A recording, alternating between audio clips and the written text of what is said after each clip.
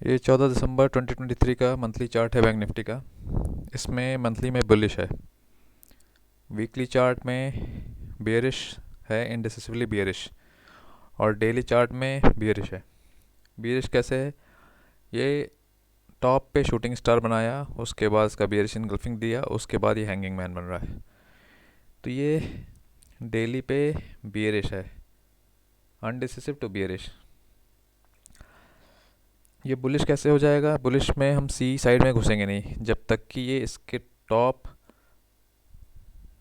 के ऊपर एक्सट्रीमली नहीं चला जाता है, यानी यहाँ से सपोर्ट नहीं लेने लगता, तब तक हम बेरिश नहीं होंगे लॉन्ग टर्म। अब हम इसको ट्रेड कैसे करेंगे? इसको हम ट्रेड करेंगे, ये देखो इस लेवल के,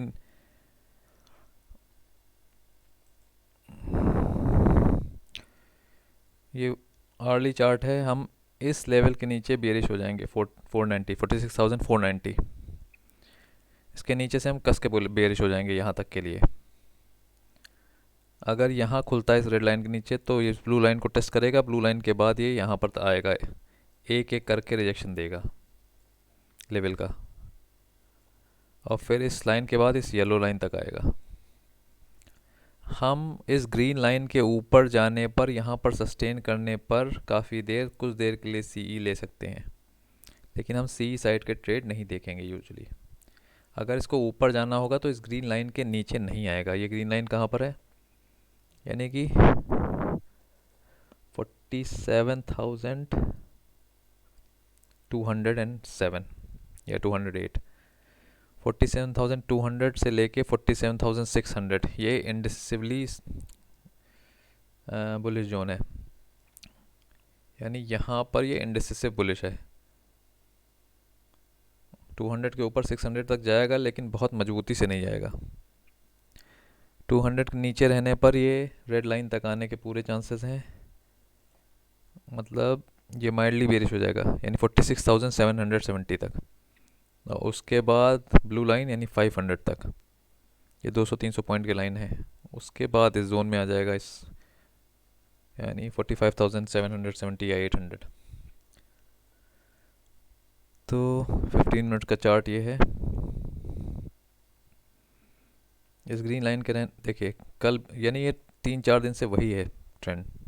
इस ग्रीन लाइन के नीचे खुला, इतना बड़ा मूव दिया, और इस रेड लाइन के पास सपोर्ट लेकर के उठ गया ऊपर, इतना उठ के वापस आ गया। लेकिन ये उठना सिर्फ इम्पल्सिव था कि नहीं, इससे पता चलेगा कि अगर ओपनिंग इसके ऊपर होती है और इसके ऊपर रह के फिर ऊपर जाता है तो इसका मतलब इसको ऊपर उठाया जा रहा है।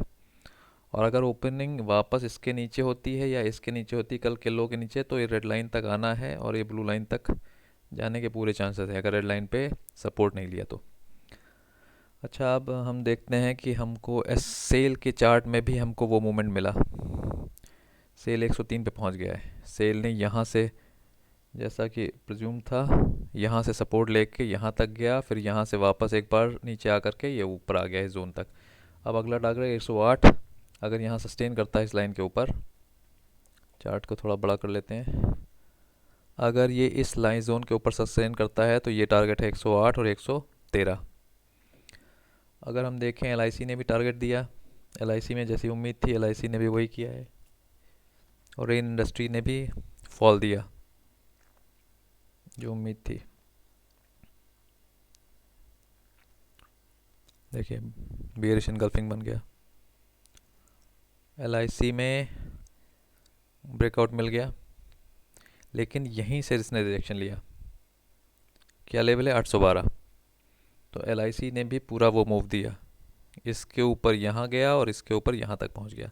अब यहाँ के बाद ये नेक्स्ट लाइन, इस नेक्स्ट ब्लैक लाइन और रेड लाइन तक है, लेकिन हम यहाँ से एग्ज़िट करना पसंद करेंगे, यानी कि अब इसके बाद से एग्ज़िट के लेवल हैं, अगर जिसने नीचे से होल्ड किया हो उसके लिए 809 या 810, 830 और 875। उसके बाद इन्फीबीम ने क्या किया? इन्फीबीम ने भी नीचे गिरावट दी जैसा कि एक्सपेक्टेड था। Wilmar, Wilmar dark cloud cover बना दिया है वीकली चार्ट में, डेली चार्ट में भी देखो इसने फॉल दे दिया है इस जोन से। अब अगर ये यहाँ पर आता है 357 पे, तो 357 पे रुकेगा और फिर ऊपर उठेगा, अदरवाइज देखो क्या होता है। 397 से 365 आ गया है। लेट्स सी आगे क्या होता है। तो बैंक निफ्टी तो क्लियर है। बैंक निफ्टी में